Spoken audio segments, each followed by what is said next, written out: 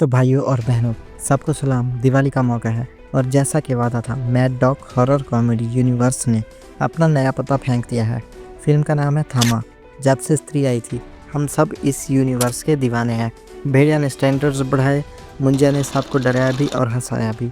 और अब आयुष्मान खुराना, रश्मिका मंदाना और नवाजुद्दीन सिद्दीकी को लेकर आए हैं डायरेक्टर आदित्य, जो हमें मुंजिया जैसी फिल्म दे चुके हैं। इसकी हाइप बहुत ज़्यादा थी।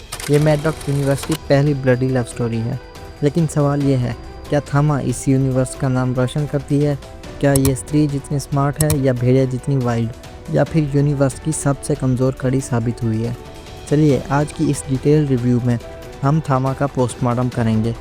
हम बात करेंगे इसकी कहानी की बिना स्पॉयलर्स के, इसके विजुअल्स की, एक्टिंग की और सबसे ज़रूरी वो हिंट्स और कैमियोज जिसका हम सब इंतज़ार कर रहे थे। वेलकम बैक दोस्तों, आप देख रहे हैं फिल्मी पायरेट। तो चलिए शुरू करते हैं अपनी वीडियो। अगर आपने अभी तक चैनल को सब्सक्राइब नहीं किया तो प्लीज़ यार सब्सक्राइब कर लो और बेल आइकन को भी दबा दो। सबसे पहले नॉन स्पॉइलर प्लॉट, फिक्र मत करें, मज़ा ख़राब नहीं करूँगा। कहानी शुरू होती है आलोक आयुष्मान खुराना से, जो दिल्ली का एक जर्नलिस्ट है। वो एक असाइनमेंट पर ऊटी या किसी ऐसी जगह जाता है जहाँ उसकी मुलाकात होती है तड़का यानी रश्मिका से। देखो भाई, तड़का एक अजीब सी लड़की है जिसके इर्द गिर्द बहुत से राज हैं। इसी सफ़र में आलोक का सामना एक कदीमी बुराई से होता है जिसका नाम है यक्षासन, जिसका किरदार नवाजुद्दीन सिद्दीकी ने निभाया है। कुछ इवेंट्स के बाद आलोक की ज़िंदगी हमेशा के लिए बदल जाती है। वो एक बेताल यानी कि एक किस्म का वैम्पायर बनना शुरू हो जाता है। अब आलोक को अपनी इंसानियत भी बचानी है, अपने प्यार रश्मिका को भी समझना है और यक्षासन के बुरे इरादों को भी रोकना है। यार देखो, पेपर पर कॉन्सेप्ट बहुत ज़बरदस्त लगता है। एक वैम्पायर की माइथोलॉजी को मैड डॉग के स्टाइल में दिखाना, ये एक फ्रेश आइडिया था।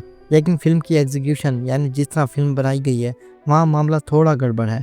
चलिए अब बात करते हैं परफॉर्मेंस की, और यहाँ ऑडियंस और क्रिटिक्स डिवाइडेड नज़र आ रहे हैं। सबसे पहले बात करते हैं आयुष्मान खुराना। आयुष्मान ने हमेशा स्लाइस ऑफ लाइफ किरदार किए हैं। ये उनके लिए नया मैदान था। कुछ लोगों को उनकी परफॉर्मेंस कैरियर की बेस्ट परफॉर्मेंस लगी, ख़ास तौर पर जब वो कॉमेडी और हॉरर के बीच बैलेंस करते हैं। लेकिन कुछ क्रिटिक्स का कहना है कि वो इस रोल में अनश्योर या घबराए हुए लगे। उनकी सिंसियरिटी साफ नज़र आती है, लेकिन वो बेताल वाला खौफ पैदा नहीं कर पाते, जो शायद बहुत ही ज़रूरी था। अब आते हैं रश्मिका पर। देखिए, वो स्क्रीन पर बहुत खूबसूरत लगती हैं। उनकी और आयुष्मान की केमिस्ट्री कुछ सीन्स में बहुत ही अच्छी है, लेकिन जैसा कि उनकी पिछली फिल्मों में हुआ, उनका एक्सेंट बहुत से लोगों को डिस्ट्रैक्ट कर रहा है। उनका किरदार भी बहुत ही अजीब तरह से लिखा गया है, जो आखिर तक अजीब ही रहता है। सोशल मीडिया पर कुछ लोग तो कह रहे हैं कि उनकी परफॉर्मेंस इस फिल्म का वीक पॉइंट है। अब आते हैं नवाजुद्दीन सिद्दीकी पर। भाई, इस एक्टर से हमें इतनी उम्मीदें थी। नवाज ने यक्षासन का रोल किया, जो यूनिवर्स का नया विलन है। लेकिन अफसोस यार, ये तो मैड डॉग्स यूनिवर्स का अब तक का सबसे कमज़ोर विलन है। नवाज को वास्टेड किया गया है, उनके करैक्टर को हाई लेवल तक नहीं लिखा गया। उनका किरदार खौफनाक होने के बजाय लाउड और कार्टूनिश लगता है। ऐसा लगता है वो बस चीख रहे हैं। ये स्त्री पंकज त्रिपाठी या मुंजा मोना सिंह वाले लेवल की परफॉर्मेंस नहीं थी। सपोर्टिंग कास्ट में परेश रावल हैं और उनके जो भी 2-3 कॉमेडी सीन्स हैं वो फिल्म के बेहतरीन हिस्सों में से हैं। उनकी कॉमिक टाइमिंग हमेशा की तरह परफेक्ट है। अब बात करते हैं फिल्म के विजुअल्स और डायरेक्शन की। इस फिल्म के डायरेक्टर वही हैं जिन्होंने मुंजा बनाई थी। मुंजा का VFX और उसकी पेसिंग यानी कि रफ्तार बहुत ही टाइट थी, लेकिन थामा में मामला 50-50 है। फिल्म के विजुअल्स सर्विसेबल हैं, यानी कि काम चलाया जा सकता है। लेकिन अगर आप भेड़िया वाले लेवल का VFX एक्सपेक्ट कर रहे हैं तो आपको मायूसी होगी। बेताल का ट्रांसफॉर्मेशन जब आयुष्मान खुराना वैम्पायर में बदलता है, और एक्शन सीन्स ठीक ठाक है, माइंड ब्लोइंग नहीं लगते। फिल्म का सबसे बड़ा मसला है इसका फर्स्ट हाफ। पहला घंटा बहुत ही ज़्यादा स्लो है। कहानी सेट करने में टाइम इतना लगा दिया कि आप बोर होने लगते हो। और जो हॉरर और कॉमेडी का बैलेंस मैड डॉग की पहचान है, वो भी यहाँ बिगड़ा हुआ लगता है। हॉरर के नाम पर चंद जंप स्केयर्स हैं जो डराते बिल्कुल भी नहीं, और कॉमेडी सिर्फ परेश रावल के हिस्से में आई। आयुष्मान की कॉमेडी भी इस बार लैंड नहीं करती, हंसी बिल्कुल भी नहीं आती। लेकिन अब आते हैं उस चीज़ पर जिसके लिए शायद आप ये फिल्म देखने गए थे। तो भाई, खुशखबरी ये है कि फिल्म में कैमियोज हैं और भर भर के हैं। और सबसे इम्पॉर्टेंट भाई साहब, सेकंड हाफ में बेताल वर्सेस भेड़िया का एक ज़बरदस्त फाइट सीन, जो आप लोगों को बहुत ही ज़्यादा पसंद आएगा और आपकी टिकट के पैसे भी वसूल करवा देगा। फिल्म में स्त्री और मुंजा के बहुत से पॉप कल्चर रेफरेंसेस भी हैं। आयुष्मान के दोस्त का किरदार जो अभिषेक बैनर्जी जैसा है, स्त्री के बिट्टू का जिक्र करता है। जो एक मेटा जोक था। लेकिन यार एक प्रॉब्लम भी है कि ये कैमियोज यूनिवर्स बिल्डिंग थोड़ी फोर्स्ड लगती है। ऐसा लगता है कि फिल्म की अपनी कहानी कमज़ोर थी, इसलिए पुराने कैरेक्टर्स को ज़बरदस्ती घुसा दिया गया है ताकि लोग एक्साइट हो जाएं।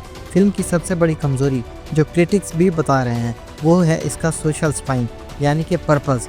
स्त्री ने मर्दों की पेट्रियार्की पर बात की, भेड़िया ने इन्वायरमेंट माहौल की हिफाजत का मैसेज दिया, मुंजा ने कंसेंट मर्जी की बात की।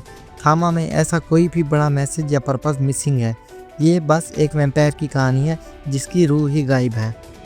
देखो यार, अगर तुम मैड डॉग यूनिवर्स के हार्डकोर फैन हो और तुम्हें सिर्फ ये देखना है कि भेड़िया ने आगे क्या किया, स्त्री का क्या हुआ और नया बेताल कौन है, तो तुम ये फिल्म कैमियोज के लिए देख सकते हो।